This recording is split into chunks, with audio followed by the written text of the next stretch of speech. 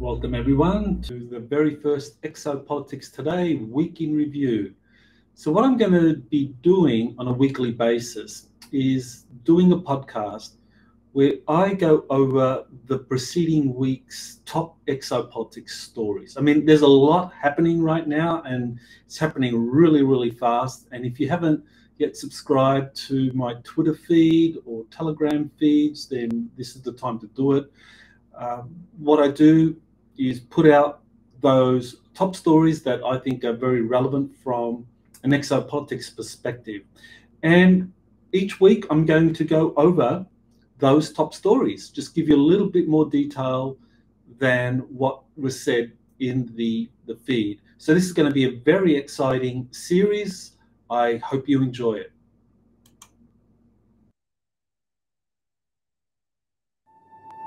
You're listening to Exopolitics Today with Dr. Michael Salla, your source for the uncensored truth regarding the human, extraterrestrial, global, and political agenda.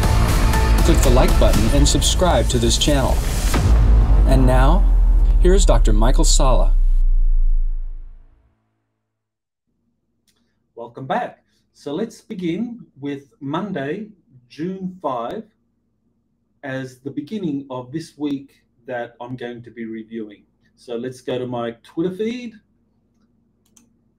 and let's look at that first story I dropped on Monday. So this was a report by JP, the US Army insider that I've known since 2008, before he joined the military.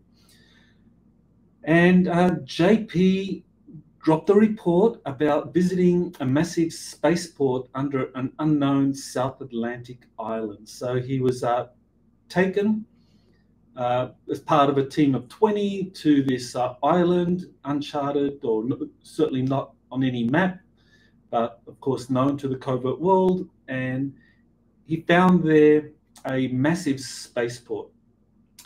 And he was accompanied by, of all people, his cousin, who this is the first time he met his cousin on a mission, and he didn't know his cousin was part of this covert world. So it's definitely a family thing, kind of intergenerational thing, because JP's father was involved as well. But more on that another time. So JP goes into this underground facility. There's a massive spaceport there. He says it's so much larger than the spaceport he saw when he was taken on another mission to an area in the Alabama, Mississippi, Tennessee area. Some people have speculated that this could be around Huntsville, Alabama, because there's a lot of limestone caverns down there. So yeah, definitely a big cavern somewhere in that Alabama area, Huntsville. That's the guess of some, and I think that's a good guess. So he's taken to this underground facility there in somewhere in the South Atlantic. He gets to meet with a Nordic-looking being that is part of an ancient civilization. And he's told that this being is 1,200 years old.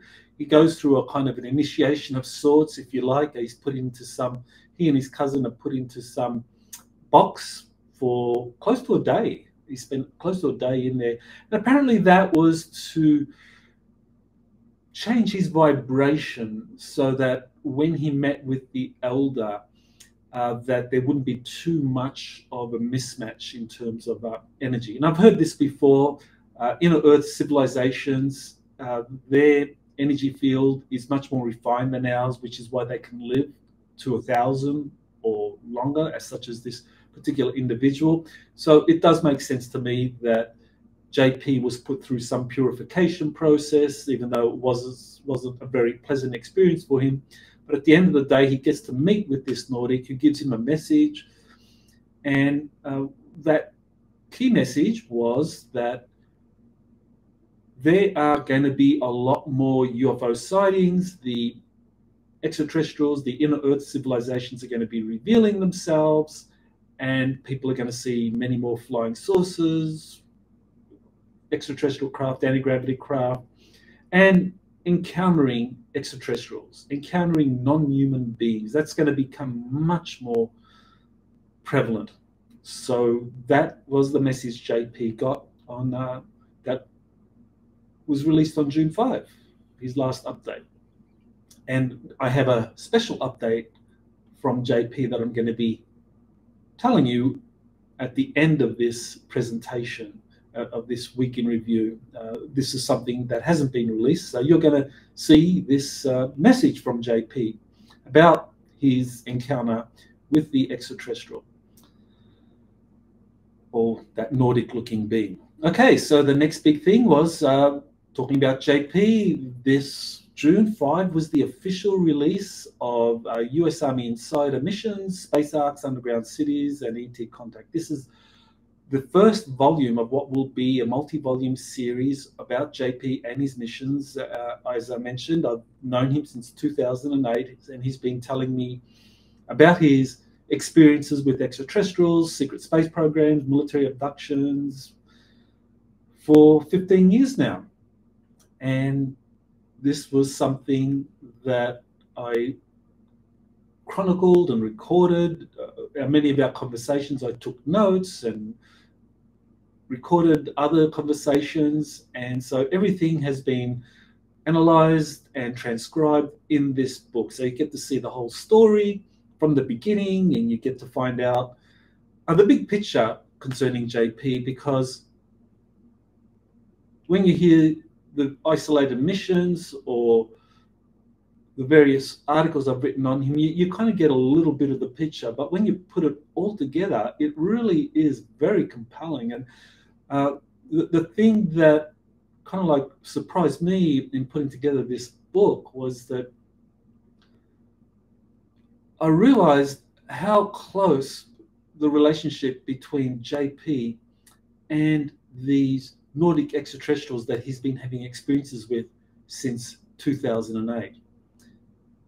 This is something that has been going on for 15 years now, and what become clear is that at some point the covert US Air Force branch learned about JP, learned about his experiences with the Nordic extraterrestrials, and wanted to recruit him.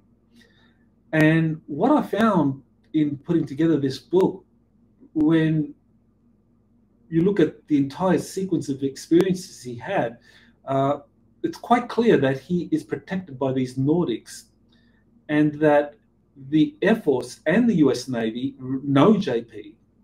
And this was one of the chapters in the book. I cover an incident where JP is taken by the Nordics to a off-world facility where JP sees a lot of Air Force and a lot of Navy personnel being trained to use some extraterrestrial technology. So JP is brought into this observation area, and he's there with another officer, the senior officer, and he's just observing this. And what was made clear was that the Nordics understood that JP is someone that is going to be playing a big role in disclosure, that he is their asset, really. I mean, that's what it boils down to. He is their asset. The US Navy, the US Air Force, and the Army all know about this, and that becomes clear. And several other chapters talk about this relationship between the Nordics and JP, and how the Air Force were told that JP is their guy, and he's got and the Air Force has to protect him on Earth. So that's very interesting. And JP, in this book, I talk about JP being recruited into the Army. It's a kind of a process. He was courted by Air Force operatives for a long time to join. I advised him not to join for many years, because I thought that once he did join, that he wouldn't be able to continue telling me about his missions and disclosure. But eventually he did join, and it turned out to be a positive thing, because he is allowed to talk about his missions and give updates. And that's because this is the arrangement between the Nordics and the Air Force. It boils down to the fact that by protecting JP and by allowing JP to come out with disclosures about these secret space programs, about his various experiences, the Air Force and the Navy and the Army are showing their goodwill to the Nordics in terms of, yeah, we want disclosure too. You know, that the forces that are preventing disclosure are not us, that this is a kind of deep state operation to keep all of this secret, but we are fully on board with disclosure. And to show you that, we are going to allow this guy, JP, to disclose this stuff. So that's what was happening. And in 2017, the book, I have several chapters in that book that expand upon one of the chapters in my US Air Force and Secret Space Program book, where I talk about JP taking photos of flying triangles and flying rectangles around MacDill Air Force Base in 2017. I expand upon that material in this book. So now there's 4 chapters covering the whole sequence of events. So this was all before JP joined the Army. He was being encouraged to take photos of flying triangles, flying rectangles belonging to Air Force Special Operations operating out of MacDill Air Force Base, which is the home of Special Operations Command. And then, of course, in 2019, JP joins the Army, and he is now being taken on missions and being given access to things that previously he was denied access to. And in the book, I cover a couple of incidents, one in 2016, where JP is taken to a platform, a donut-shaped platform in the middle of the Atlantic Ocean. He's taken to that platform with a companion who's called Lovent, an Indian-looking gentleman. That is the continent of India. So JP is taken to this platform. Air Force operatives take him there, because, as I said, the Air Force and the Nordics have this agreement. And so the Air Force take him there. JP is transported by a TR-3B. It lands. He goes to an area in the center of this platform where there's an elevator going down to something. He didn't know at the time what that was. And there's a lot of other extraterrestrials there. There's extraterrestrials there. They're all being greeted by an Army general. So Army is in charge of security at many of these projects, these kind of inter-services, international projects. We have multiple nations and US military services interacting. You have the Army, US Army, in charge of security. So JP goes there. He walks with these extraterrestrials and his companion to go into this elevator, to go down to see what's at the bottom of this platform, this Navy platform, and he's denied access. This Army general, kind of yells at him and his companion and says, "Get out of here! You shouldn't be here.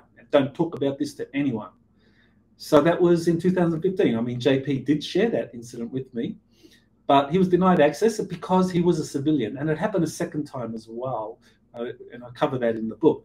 So this is the benefit of JP joining the military, is that he is now going to be given access. And he felt that that was actually a very important reason for joining the military.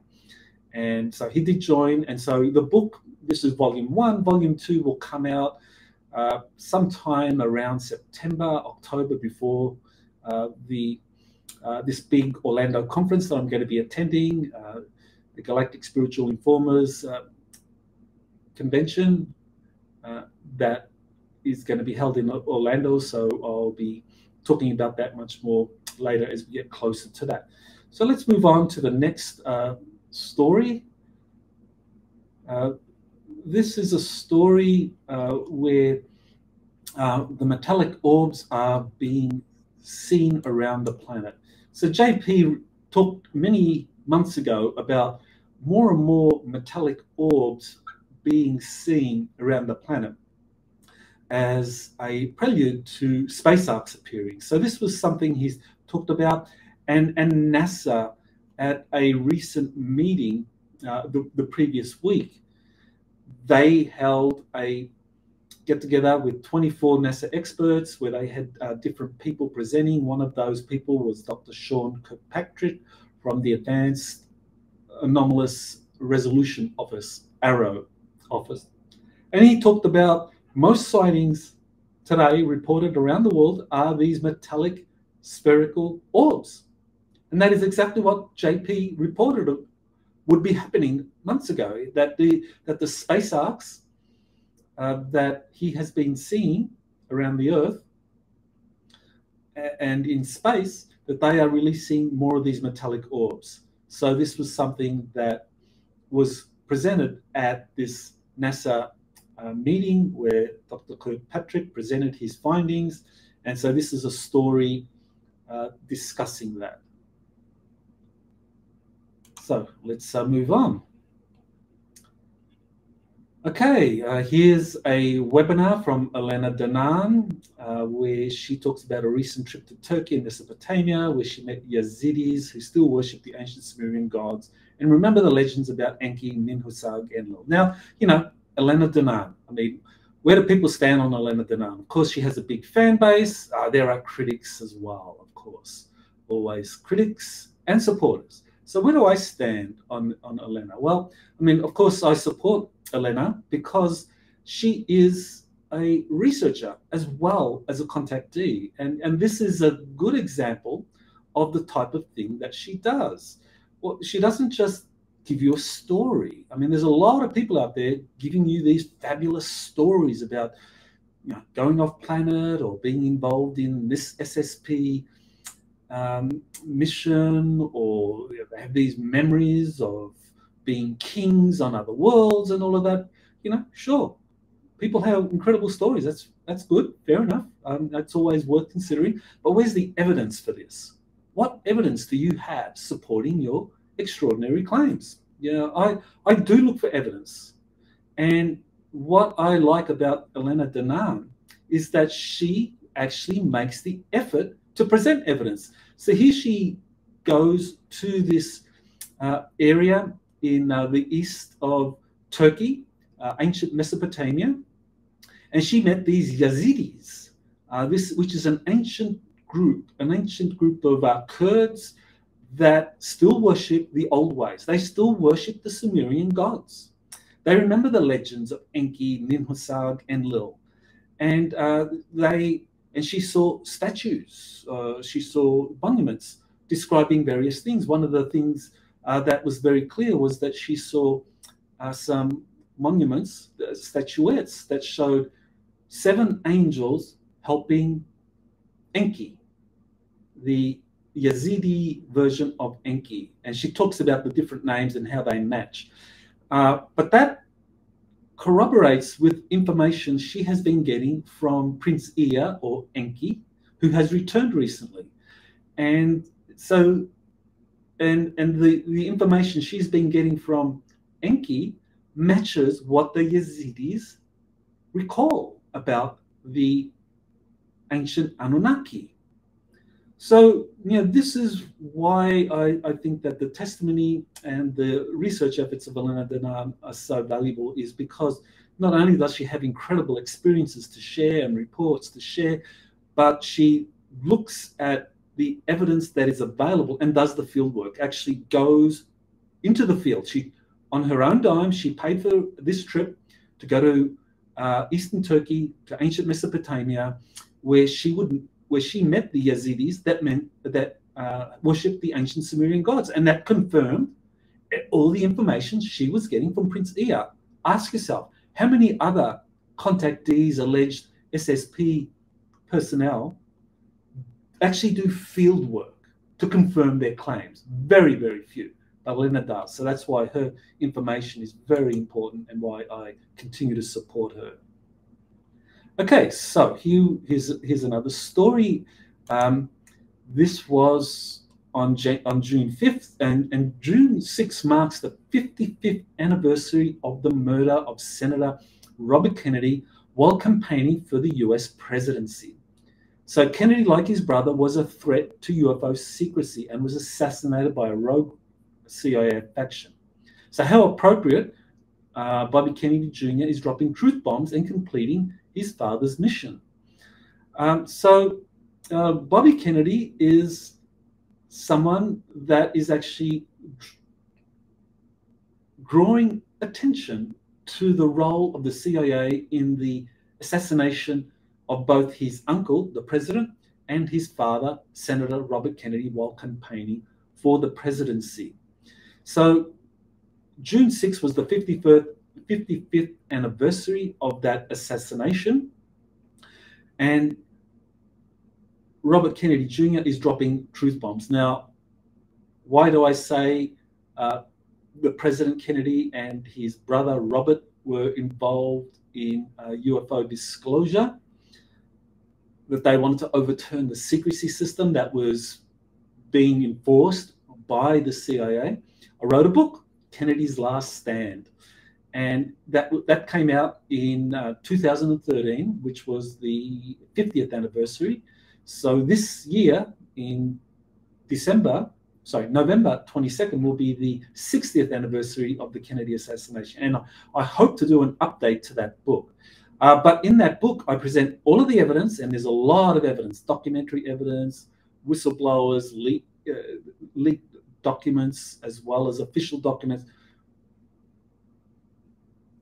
showing conclusively that the CIA was involved in the assassination of President Kennedy, acting under the orders of a mysterious group called the Majestic 12 Group that worked directly with a faction or a division within the CIA called the Counterintelligence Division. So, and this is where it's very important to distinguish between the clandestine services and the Counterintelligence Division in the CIA that's responsible for all of these nefarious things from the intelligence branch of the CIA. And the intelligence branch of the CIA that just gathers intel to provide expert analysis on contemporary global events is a very important and essential function. And Robert Kennedy himself says that this is necessary. And there's a lot of good people that work in the intelligence division of the CIA. And I'm sure there's a lot of good people that work in the clandestine division as well. But there are factions within the clandestine division, especially CIA counterintelligence, when it was headed by this person, James Jesus Angleton, who I described in Kennedy's Last Stand as carrying out the orders of the Majestic 12 Group to assassinate President Kennedy. And I think Robert Kennedy, Senator Robert Kennedy, he was targeted because he was involved in passing on information concerning UFOs and classified reverse engineering projects to the president. And in Kennedy's Last Stand, I actually describe how none other than Lieutenant Philip Corso, while working at this research and development branch at the US Army, headed by a three-star general, Lieutenant General Arthur Trudeau, I believe I got that right. Colonel Philip Corso was going to the office of the Attorney General, Robert Kennedy, and giving him briefings about the Army's efforts to disseminate some of the technologies recovered from Roswell to different corporations, and for those corporations to reverse engineer this. And so Philip Corso's book, The Day After Roswell, that came out in 1996, describes all of that. But Corso gave interviews to various people, and in one of those interviews, he actually said that he would go to the office of the Attorney General, Robert Kennedy, and give him briefings of what the Army was doing. So the Kennedy brothers were totally in the loop about some of the classified technologies that were being reverse engineered by the military. But of course, the CIA, the Majestic 12 Group, gave President Kennedy the runaround. They never disclosed what was really going on. And that that's why the President Kennedy was assassinated, because he was getting too close due to his efforts to work with Russia and Secretary General Khrushchev to share UFO information. So that's something you can read about in Kennedy's Last Stand.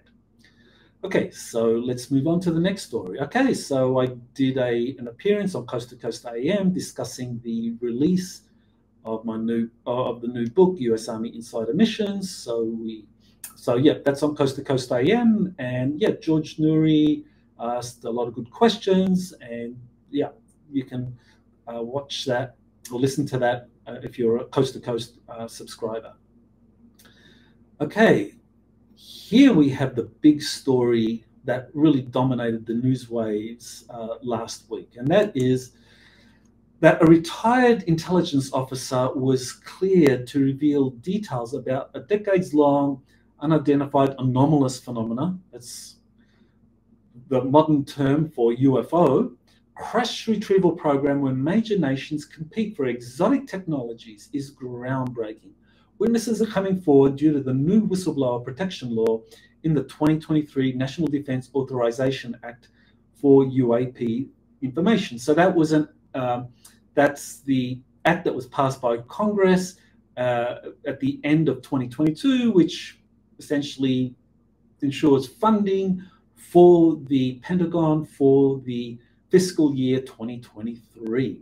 So it had in there some provisions for whistleblower protection, and what those whistleblower protection provisions did was to essentially allow whistleblowers knowledgeable about UAPs or UFOs to come forward and reveal to the AARO office what was going on, and that they could break their non-disclosure agreements with any corporation or with the military. So that's a really big one, because these non-disclosure agreements, I mean, they are very powerful. They stop virtually anyone involved in the classified world, whether they're military, whether they're part of a corporation, from talking about their experiences.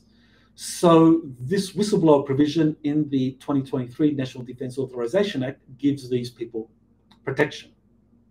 So this leads us to this article by The Debrief, where that covered this whistleblower, David Grusch, or Grusch. Grusch, I believe, is the German pronunciation. This was a story covered by Leslie Kane and Ralph Blumenthal. This was a story that they submitted previously to the New York Times, to Politico, and to The Hill, all major publications, which if any of those had run with it, this would have just gone straight out into the mainstream. But they all passed on this story, and I think part of the reason was there was some timing issue, and the Washington Post did the same thing. So they published this story eventually in The Debrief, where they talk about the testimony of this man, David Grusch, a decorated US Air Force officer who went on to work with the National Reconnaissance Office, went on to work with the National Geospatial Agency as the liaison to the AARO office. And so what he did as the liaison to the AARO office and its predecessor was that he would talk to various people, corporate and military officials, and find out what they knew about UFOs, UAPs. And that's when he was told about these reverse engineering programs concerning extraterrestrial craft. So he's told about this, and he's apparently passing this information onto the AARO office. And the AARO office really doesn't do anything with it, just ignores it, essentially. And so he's upset by that. Apparently, he's retaliated against, and so he launches a whistleblower complaint to the Inspector General. Now, what's interesting about David Grusch is that he was given clearance, or he was allowed by a body, a pre-publication body within the Pentagon that reviews any intelligence or military official who's going to be writing about their programs that they were involved in. So he was submitted what he was going to be talking about in his interviews to various individuals that would then be published in this debrief article.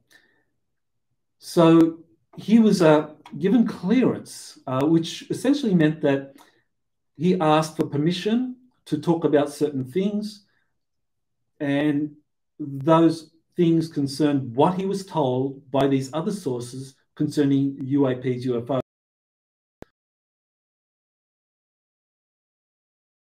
There's no classified information here. So essentially what that meant was that none of his information was classified. So essentially he's talking about secondhand reports on UAPs being reverse engineered, and that there are a number of programs to do this. Now, the thing that makes his story very compelling, of course, is his credentials, that he, up until recently, was a serving Air Force officer who also worked with these top agencies, the NRO, the NGA, and he was given clearance by the pre-publication unit within the Pentagon to talk about his experiences. So he's a very highly credentialed person.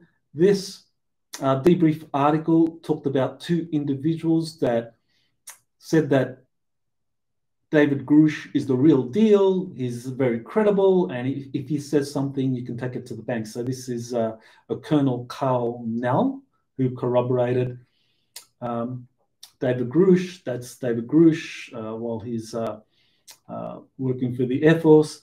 And there was another insider, Jonathan Gray, also a high-level insider who was familiar with David Grush and also vouched for him. So two sources, very credible sources, were found by the two authors of this debrief article, saying that yeah, David Grush is the real deal. You can take it to the bank, whatever he's saying. So there's a lot of debate about David Grush and what his testimony entails, and I don't want to go into the relationship he's had with other people that has led to a lot of kind of debate as to whether or not he is part of a kind of like limited hangout. I mean, I think the fact that he is talking about these issues with official support does kind of raise the possibility that this is a limited hangout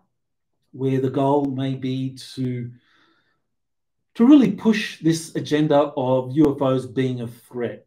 He is associated with Luis Elizondo, Christopher Mellon. These people have been pushing for the last few years that UAPs are a national security threat. And of course, many people have legitimately pointed out that this could be a prelude to some sort of false flag alien invasion. Well, to be fair to David Grush, he doesn't talk about UAPs as being a threat. He's just talking about his knowledge of what it was that he saw or not what he saw, but what he was told by these people involved in the reverse engineering efforts.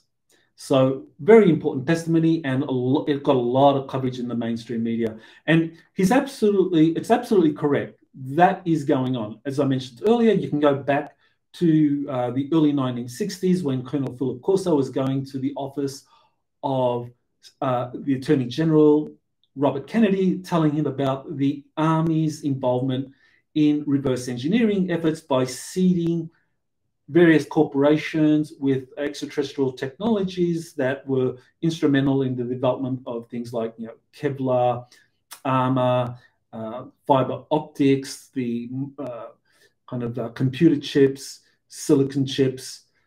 These breakthrough technologies, according to Corso, were all due to these extraterrestrial technologies being seeded or given to these different corporations who then got ideas on how to reverse engineer these things. And that continues today. So I think that aspect of his testimony is correct.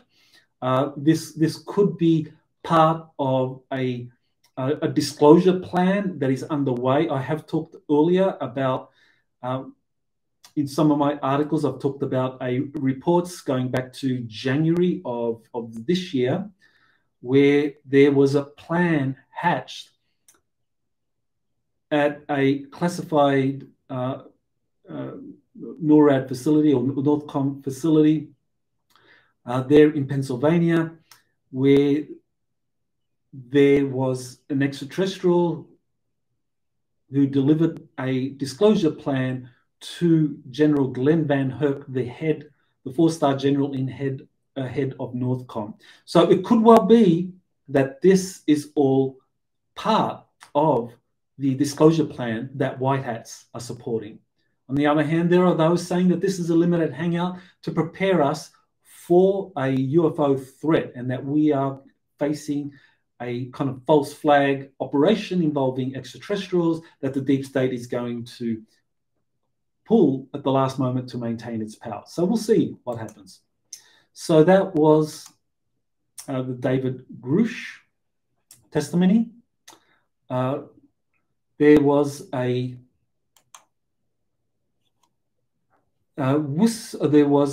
need to know YouTube interview that gives you the backstory about David Grush, where he is they show segments of the individual interviewing David Grush, an Australian journalist who interviewed Grush for, I think it was 7 hours, and that interview is going to be released on Sunday night. The full interview is going to be released on Sunday night. You can go to this website, Need to Know, to get more information about that.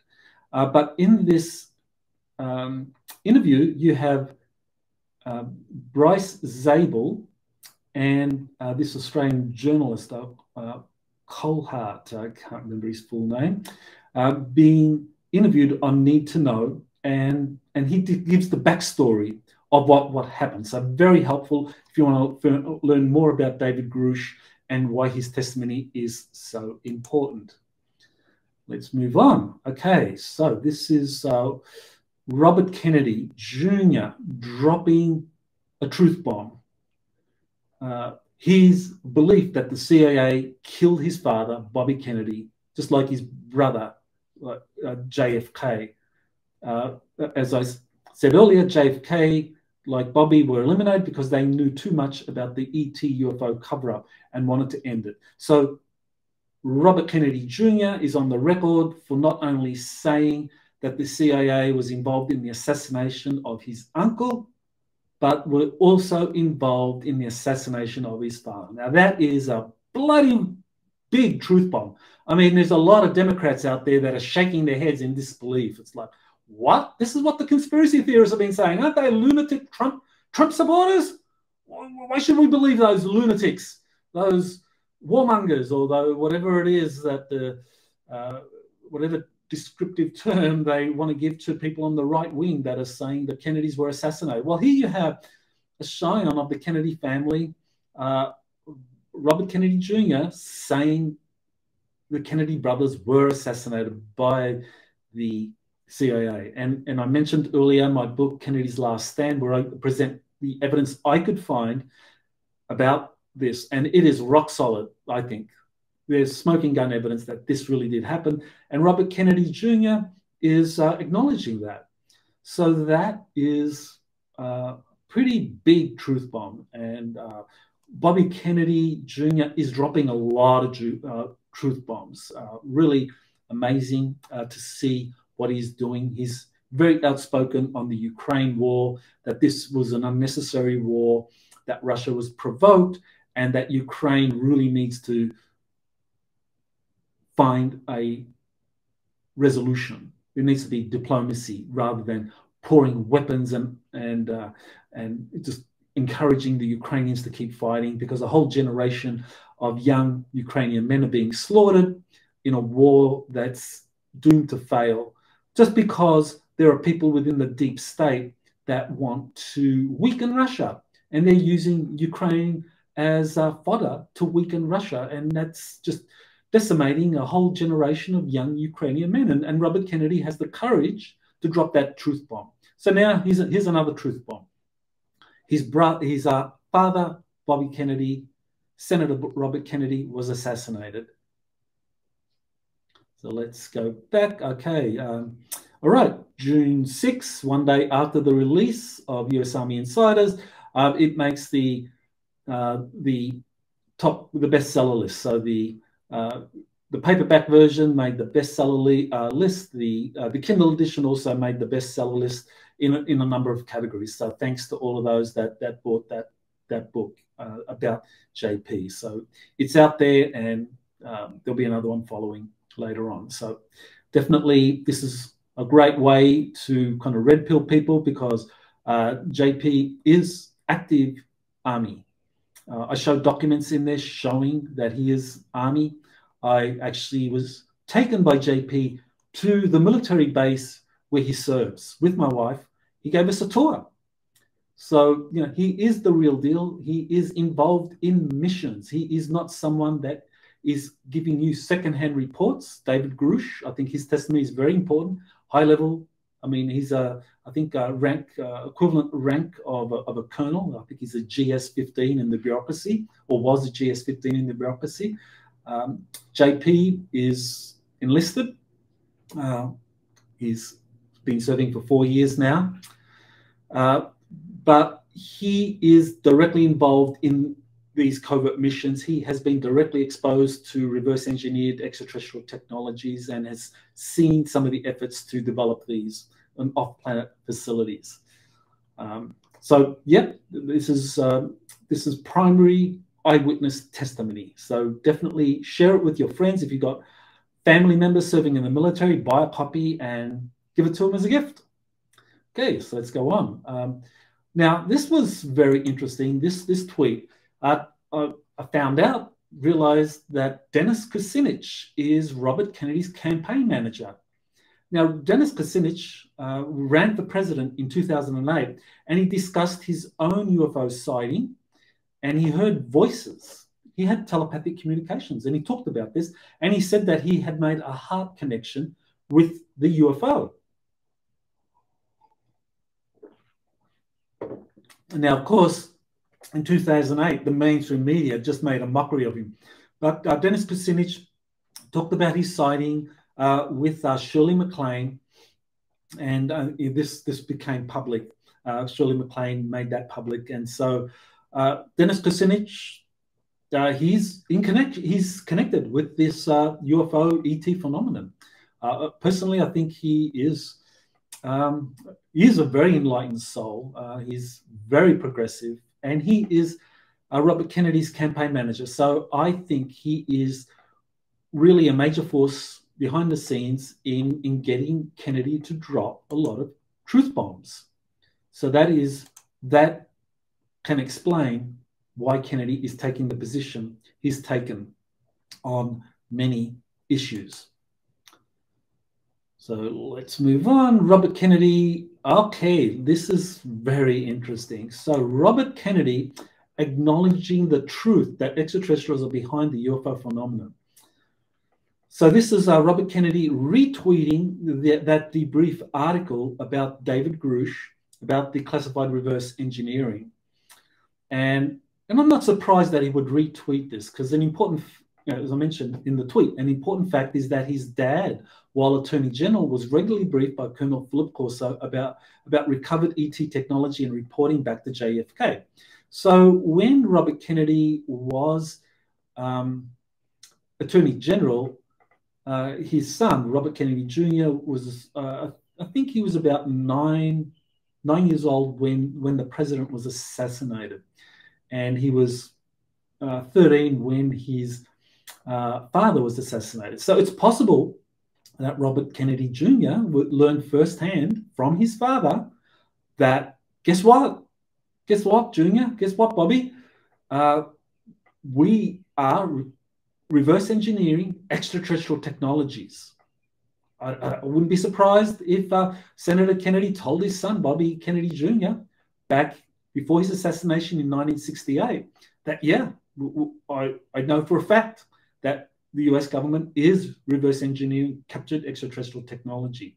So Robert Kennedy Jr., people on the left criticized Kennedy, said, you know, what are you doing? You are casting your lot in with all these conspiracy theorists. I mean, you're dropping all these truth bombs. I mean, you're undermining yourself and your credibility by getting on board with this stupid conspiracy theory that extraterrestrial technologies are being reverse engineered by corporations and that they are building secret spacecraft with this. Well, Robert Kennedy Jr. knows the truth, either directly from his father, and certainly his father, Robert Kennedy, if he didn't tell his son, I'm sure he told his wife, Ethel Kennedy, what was really going on. And I'm sure Ethel would have told her son or sons and daughters, this is why we think your dad and your uncle were assassinated, because of this UFO stuff that they wanted to get out into the public arena. So Robert Kennedy Jr. saying that this debrief article and the high-level status of this whistleblower, David Grush, shows that conspiracy theory is true. I guess Men in Black got it right. Well, there you go. So Robert Kennedy dropping another truth bomb that extraterrestrials are visiting us, that there's a cover-up of extraterrestrial life, and that extraterrestrial technologies are being reverse engineered. Okay, so here's another truth bomb. This one was very impressive.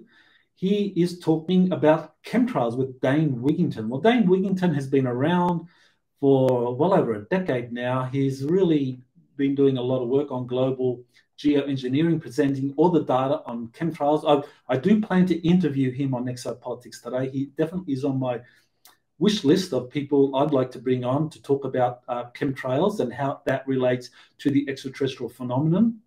I know that there are people that have talked about extraterrestrials being involved with this.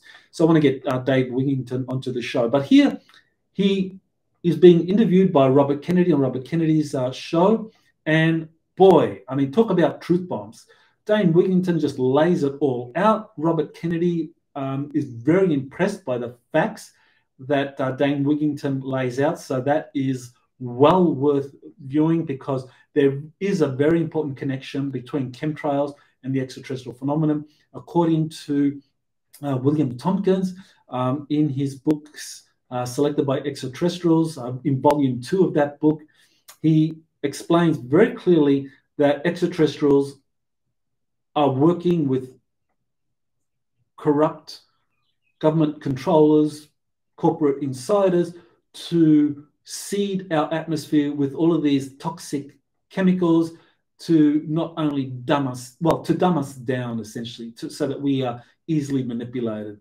And so there is an extraterrestrial connection here. So yeah, Robert Kennedy discusses that with Dane Wigington. Very important. Okay, I did an interview that came out on Thursday with Suzanne Spooner on QHHT Insights. So let me say this about QHHT. I was very impressed when I read the books by Dolores Cannon, Convoluted Universe. And I was impressed by the details of the different people she hypnotized and got them to talk about past lives, and some of these past lives involved extraterrestrials. Now, that is, to me, a very important source of information, QHHT. But as Dolores Cannon herself acknowledged, I mean, QHHT, a lot of the witnesses often don't get it.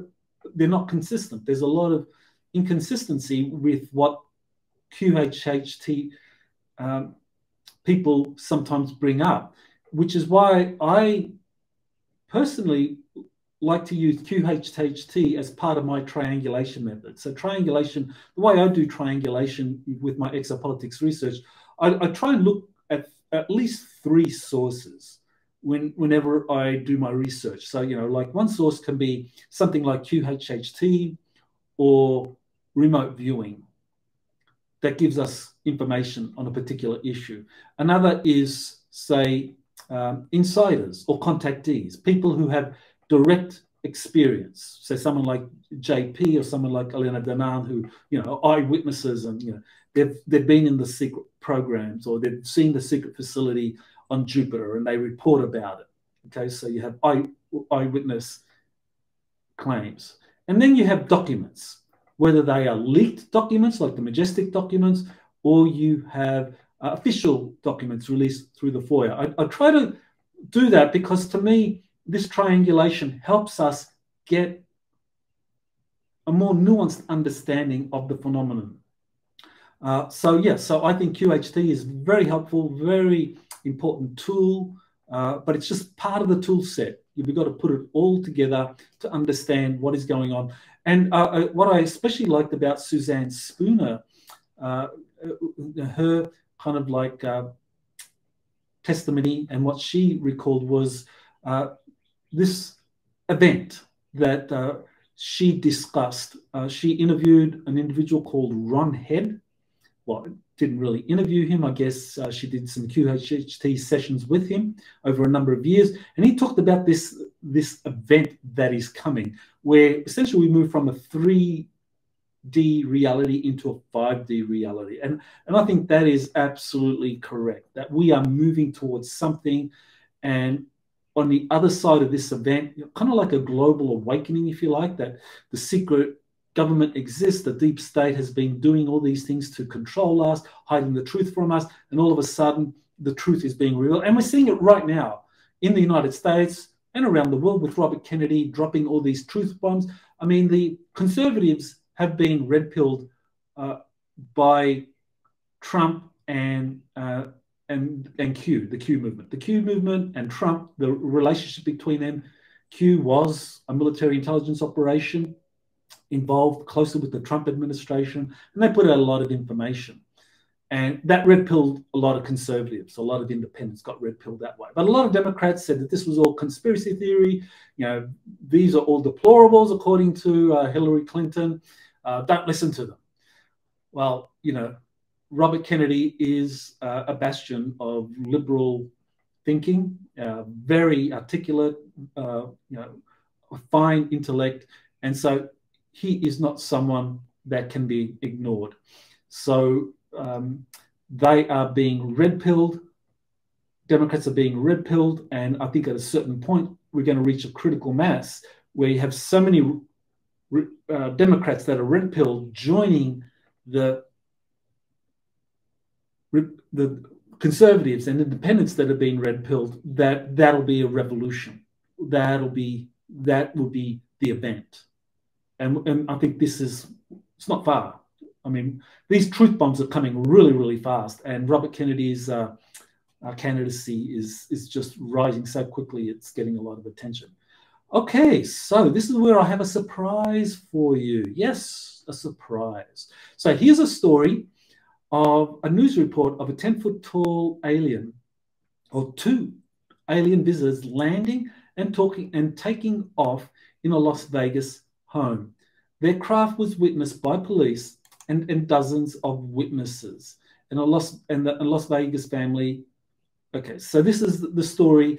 There's a YouTube video on it that discusses this family, their encounter. So the background is that a lot of people, including a policeman, see a UFO kind of coming down like a shooting star into a particular area of Las Vegas.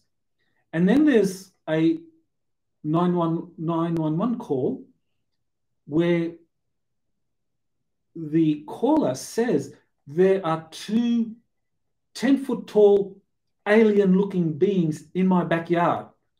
Get the police over here quickly. And so the police go there, and by that time, the 10-foot tall aliens are gone. So this is because literally dozens of people saw the UFO coming down into this area, and then you had this report. It got a lot of attention, a lot of coverage of this particular story. So you can go there, on my Twitter feed, and there's the link. You can watch it if you wanted to see the. It is the police call everybody will be talking about. Thanks for joining us here at 6 o'clock. I'm Denise Valdez. I'm Brian Loftus. A family says something crashed into their backyard, prompting them to call 911, saying they saw creatures walking around. Okay, so there you go. Go and watch that report if you haven't already seen it. So the surprise I have for you is that JP gave me a message. And he gave me this message on Friday. And so I'm going to play this message to you because this incident, he believes, is directly related to the information he received when he went to this very big spaceport under this island in the South Atlantic. So here's the clip from JP.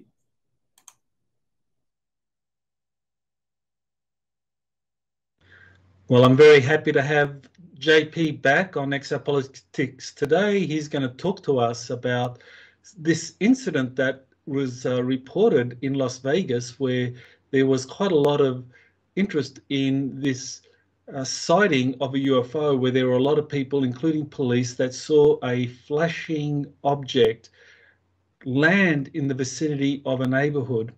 And the person living in that property rang the police because they saw a 10-foot tall alien and described it as this kind of non-human looking being. So JP, you want to tell us what's so important about that story and what it is that you were told by the Nordics in your, in some of your missions? How you doing, Doc? Thank you for this opportunity.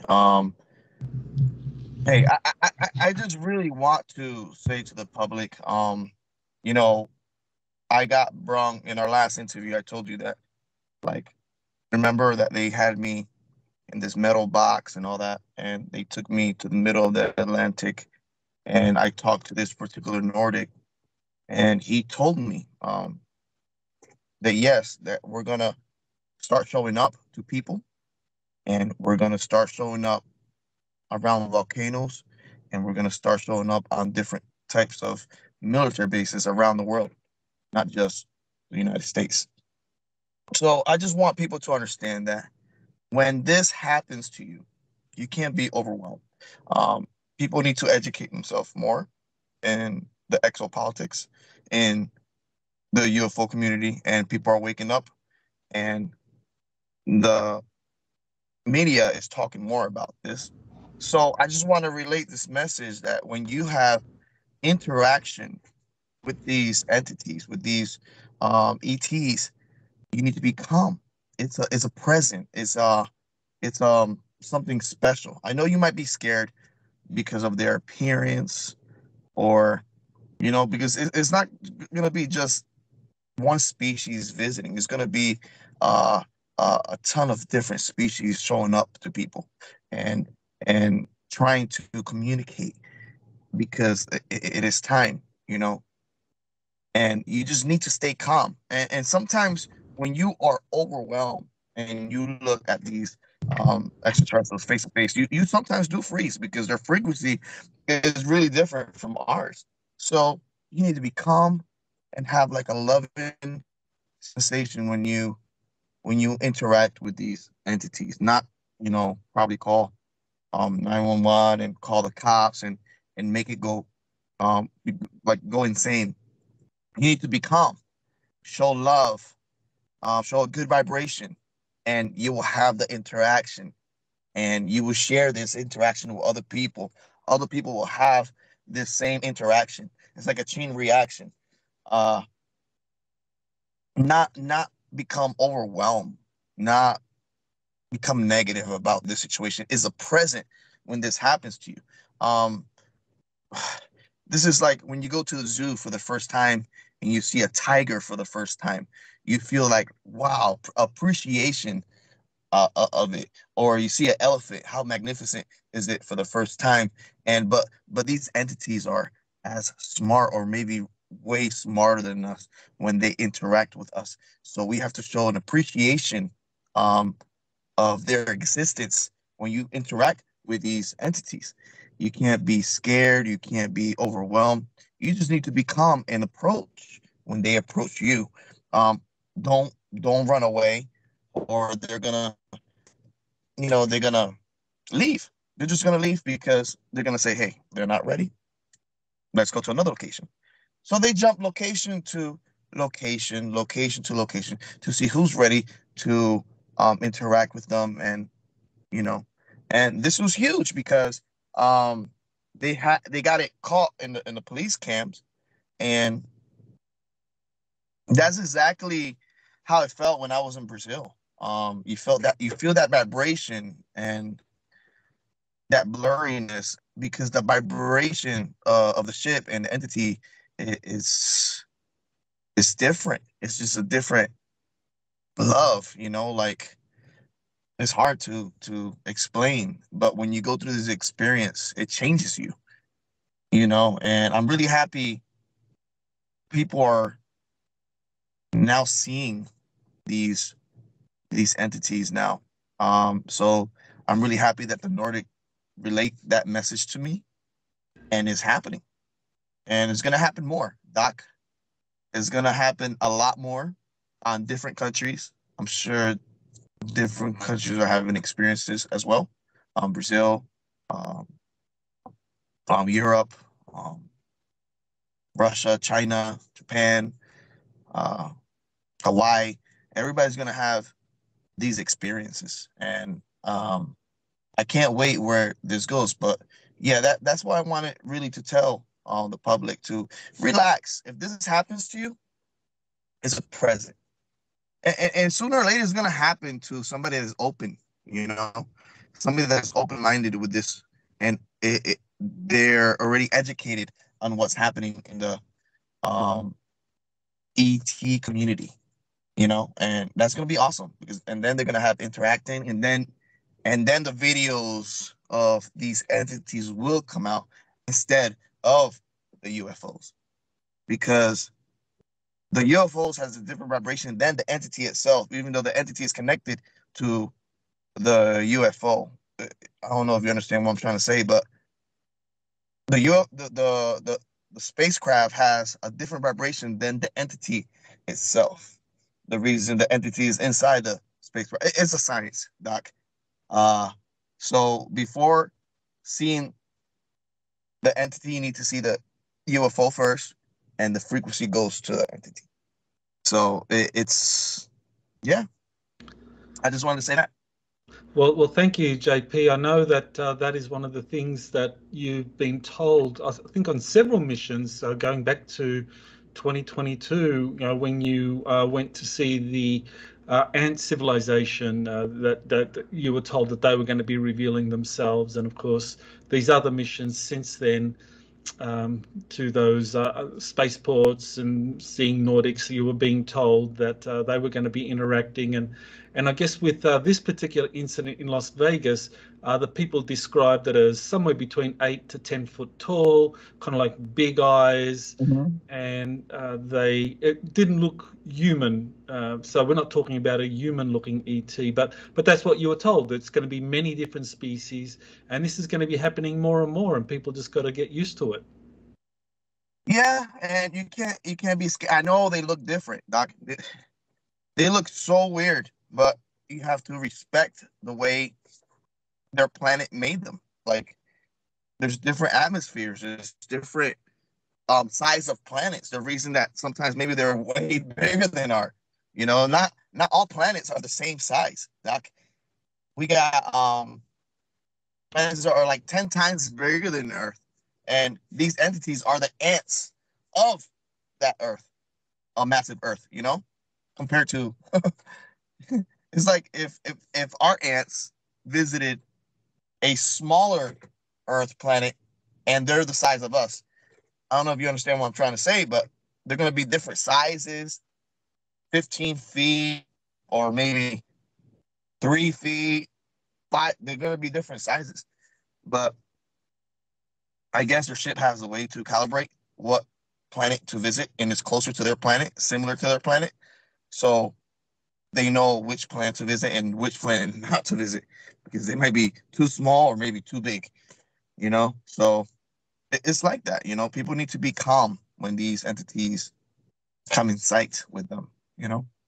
Okay, well, that's a very important advice. I hope that people having these kinds of experiences, encounters with different looking extraterrestrials, follow your advice and just remain calm, that this is all part of the awakening, of the disclosure process, and we're right in the middle of it now. So that is excellent advice. Any parting words you want to leave the audience with, JP, before we sign off?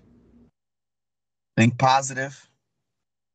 Meditate a lot. I'm doing more fasting.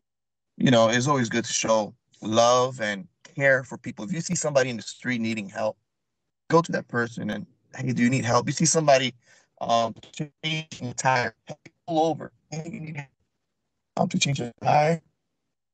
You know, make sure you're visible in front of other people and all that. Be safe. Be safe about it, because, you know, there's always negative energy around there. But, you know, be kind. Be kind to people. Be nice. Don't be evil. Be nice. And I will assure you that you'll have a contact of some sort. You just have to show love and be nice and share all this information to everybody. Yeah, that's my message to the people. And I love everybody. Thank you, JP.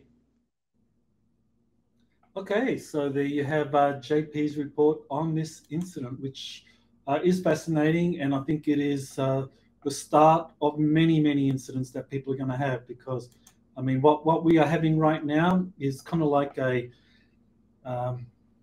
stalemate between the deep state and the white hats in the military, and what we are going to be witnessing is more of these ships coming forward, being sighted. Extraterrestrials or inner Earth beings are going to be interacting with people, and that's going to shape, and that's going to lead to this awakening process that we are witnessing. Okay, so this was on June 8th, so that was on Thursday. So there's an article that came out saying that there are more whistleblowers coming forward to expose classified reverse engineering programs. So this is an article that appeared in Substack, and in this particular article, this is well-known author Michael Schellenberger. He has interviewed people and has said that in addition to David Grush, there are other witnesses that say that 12 or more alien spacecraft have been retrieved by the US, and that they are being studied and reverse engineered according to military and intelligence contractors. So Grush has kind of like started a rush, if you like, that more whistleblowers are emboldened by his revelations, that you can actually talk about these things now without violating your NDA, and that's leading to more people coming forward. And you know, there's a kind of tug of war now as to how much of this information that is being fed up to the Arrow office under the chair of the Arrow office, which is David Kirkpatrick. Sean Kirkpatrick, Dr. Sean Kirkpatrick. How much of that data that he is getting is actually being included? Is he getting it and saying, oh, well, this is just hearsay. I'm getting no official documents supporting any of this. So we don't know any of it. We don't know that's credible. And so they're dismissing it all. So, you know, that's a concern, because if these whistleblowers come forward and are saying, yeah, you know, this is what I saw and experienced, and their testimonies are not being included because there's no documentation to substantiate these, and that the Arrow office is not acting on it, then yeah, that is a problem. So I think we probably have, with this phenomenon of more and more insiders, whistleblowers coming forward, that there's a kind of struggle, a factional struggle between the white hats and the deep state over this. So now I'm going to go to the last update that just put out yesterday, which is an article that appeared in Zero Hedge by Global Intel Hub. And Global Intel Hub is based in Knoxville, Tennessee, which is where I live at the moment. And I have met the person behind Global Intel Hub, but I won't say more about him. But he is looking at these whistleblower testimonies, such as David Gurush and JP. He does look at JP's testimony as well, looking at it in terms of investment opportunities. So that's very important, investment opportunities for people, for financiers, for those that want to be part of the future, that this is an incredible opportunity. And the fact that Zero Hedge is running more and more of these articles dealing with UFOs, reverse engineering, extraterrestrial life, is a sign that the kind of like investment world is interested in this, because, you know, let's face it, extraterrestrial life and technologies being openly revealed and disclosed. I mean, if you run a major company, whether it's in transportation, energy, health modalities, you've got to be interested in this stuff, because as it's now being confirmed to be true, that all these whistleblowers are coming forward saying that, yeah, it really is happening. These ET technologies are being found and are being studied and reverse engineered. So if you're in the investment world, then, you know, you want to jump on board of that before everyone does. You know, you've got to be ahead of the curve if you want to make your profit. This is the opportunity, right? Because now it's a time to seed startups. So Intel Hub, Global Intel Hub, definitely someone that is very knowledgeable on these topics. So have a look at that article and follow Global Intel Hub. All right, well, that brings to an end the kind of tweets I wanted to cover from my feed from last week. So what I want to do is just finish up by saying, well, first of all, the book. I've already mentioned the book a few times. So, yep, the book is available on Amazon. You can get a copy, share it with friends and family. And I also want to plug my upcoming webinar on May 24, which will be, June 24. June 24, 2 weeks from today, my next webinar, Super Soldiers and Ascended Masters. So I'll be looking at these two pathways for humanity's emergence into a galactic society. So I'll talk more about that in future Week in Review episodes. So that brings to a conclusion this first Week in Review for Exopolitics Today. I hope you liked it. I plan to do these once a week, and definitely share and like this podcast. Get your friends to take a look, and you know, you are the ones that are part of this awakening process by sharing this kind of groundbreaking information with your friends and family. So thank you, and appreciate you supporting Exopolitics Today. You have been listening to Exopolitics Today with Dr. Michael Salla. Please remember to like, share, and subscribe to this channel. Join or start a conversation in the comments. Take the time to explore the vast library of best-selling books, webinars, and podcasts by Dr. Salla. Visit exopoliticstoday.com.